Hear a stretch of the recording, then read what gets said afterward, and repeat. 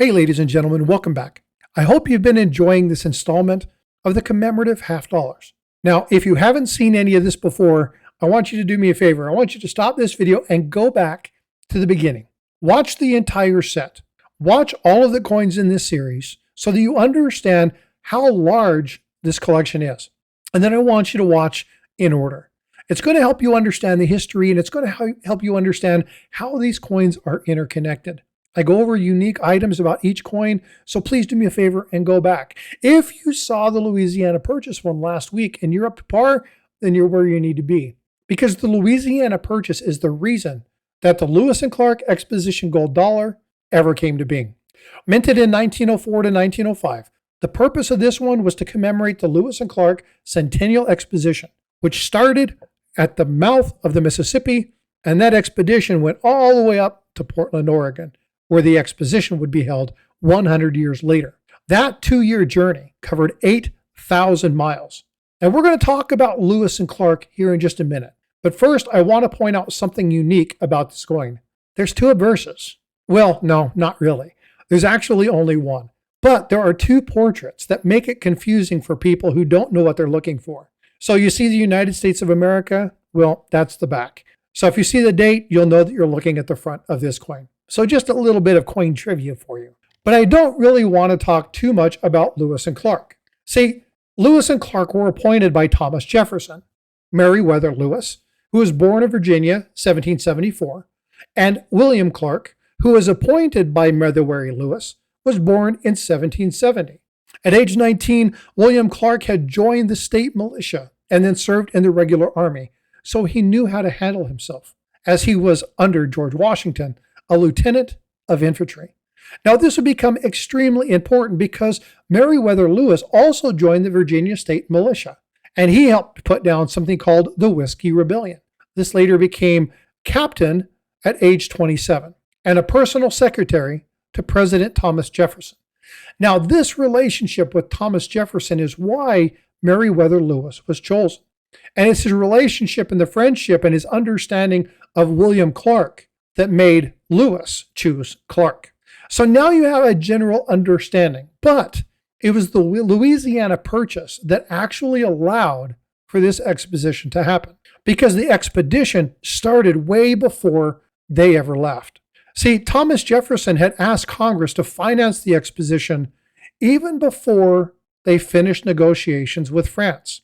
Now, see, they were looking at basically just taking over New Orleans, but King Louis had other plans, and they actually took over the entire Louisiana Purchase. And they wanted to find out more about this.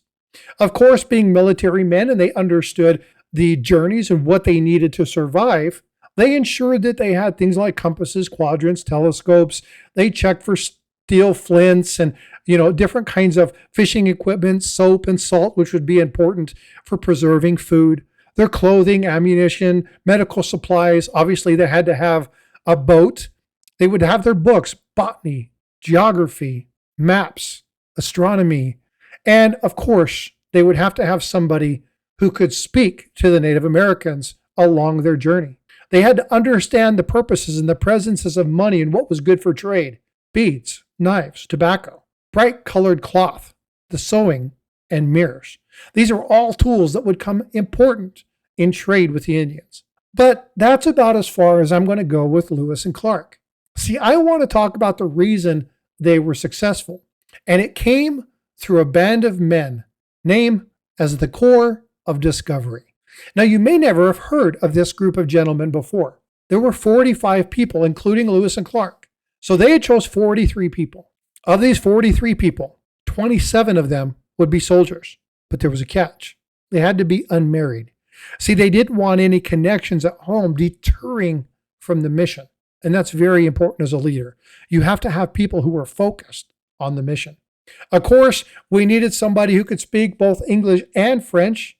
So they wanted to make sure that they had somebody who could speak both, as well as somebody who could speak the Native American languages that they would be running into on their trip across the territory. There was also a boat crew. We talk about the keel boat. You recognize the commemorative nickel series where we talk about the Lewis and Clark Exposition and the keel boat. Well, they had to have a keel boat and 2 other small boats, and they needed a contracted boat crew to maintain those boats. Obviously, most of this was going to be done through waterways, and they needed to make sure that their primary mode of transportation was maintained to the highest degree. And one man who was a slave, and his name was York. Now, on May 14th, 1804, the team would go to St. Charles, Missouri, and they would begin to head upstream on the Missouri River. The keel boat and the 2 smaller boats would make anywhere between 8 and 15 miles per day. The conditions, treacherous. Now we're talking about the central United States, the plains, storms, winds, bugs, mosquitoes, flies, swarms of insects, strong river currents, made possible by mountains many, many miles away. Those big rivers would get lots of runoff, and it made the trip arduous. To maintain discipline, Lewis and Clark were quite vicious when it came to ruling with an iron hand. You better stay on your toes, and you better follow the mission, because the punishments could be harsh, and lashing was quite common. There was a hard labor associated with people who got out of line, and this was very important, because the entire purpose of this ruling with an iron fist, ruling with an iron hand, was to ensure that the mission was a success. These men were military, contractors, boat crews. They knew their trade, but it was under the tutelage and the governance of Lewis and Clark that helped pull these together. But why do I want to talk about the men who joined on this fabulous journey? Well, because they pulled off an accomplishment that is quite amazing, in my opinion. Out of the 45 people that left on that day, May 14th, 1804, 8,000 miles, 2 years, only one person would die. His name, Charles Floyd, 22 years old, and would die of an appendicitis on August 20th. Ironic, the elements didn't kill him. He was the only member to die. Now, I want you to understand why this was so important. See, most of the land that they were going through was uncharted. Now, some of it had already been surveyed by Lewis or Clark or the Native American tribes that lived in those areas. They would encounter over 50 of these, including things like the Minotari, the Sioux, the Blackfeet, the Chinook, the Mandan, and the Shoshone. Now, obviously, the Shoshone would yield somebody who was quite popular in American history, Sacagawea. And we'll talk a little bit about Sacagawea. But for the most part, most Americans were conducive to trade, were very peaceful with the Indians. But some Indians had met the white men before, and they weren't so keen. And while they were openly hostile, they weren't always violent. But Lewis and Clark had made peaceful Indian councils. They had talked with the Odo. They had talked with the Yankton Sioux and made pacts to travel and to trade. They had brought interpreters to talk to different chiefs and understand the customs of the tribe, because they understood that the way to do this was to honor the cultures of each one of the nations that they would come across. And mind you, each one was an Indian nation. While at Fort Mandan, Lewis and Clark would meet a Canadian trapper, and he would introduce them. He was an interpreter, and he followed his pregnant wife, Sacagawea, to join them on the expedition. As we look through this, one of the toughest places for them to cross happened April 7th of 1805. That was the Continental Divide. They crossed their way through Montana, the Lemhi Pass, and with Sacagawea's help, and they were able to get out from the Lemhi Pass and cross the Bitterroot Mountain Range, the Lolo Trail. They faced many, many difficult situations: frostbite, hunger, dehydration, severe weather, freezing temperatures, and of course, exhaustion. And despite the bitter cold, the harsh terrain, not one soul was lost. That's an impressive feat when you think about 43 men, a trapper and his wife, and none of them perished on this journey. As the Corps got through winter and they actually got through, they were able to dig out the canoes, and then they left their horses and they were able to get back onto the waterways. That water would be the Snake River, and then they would end up connecting to the Columbia. They would head up to Fort Catstop, and in November of 1805, they would reach the Pacific Ocean. Now today, present-day Astoria, to the tower that's there that overlooks, it's a 360-degree view that shows the place where they looked at all of the different ports and the inlets in that area. Absolutely beautiful. And there at Fort Cloudstrop, they were there December 10th, and then they moved in on Christmas. Now, they struggled that Christmas, but they still had to do something. They still had to come back home. In June, they would wait for the snow melt to cross the mountains and hit the Missouri Basin.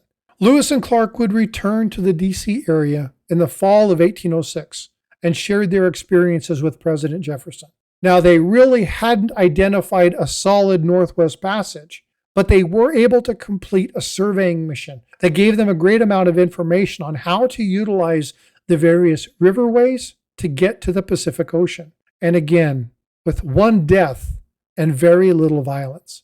It's an amazing feat, and one can understand why Lewis and Clark were recognized for not only an exposition, but to be honored on an amazing coin.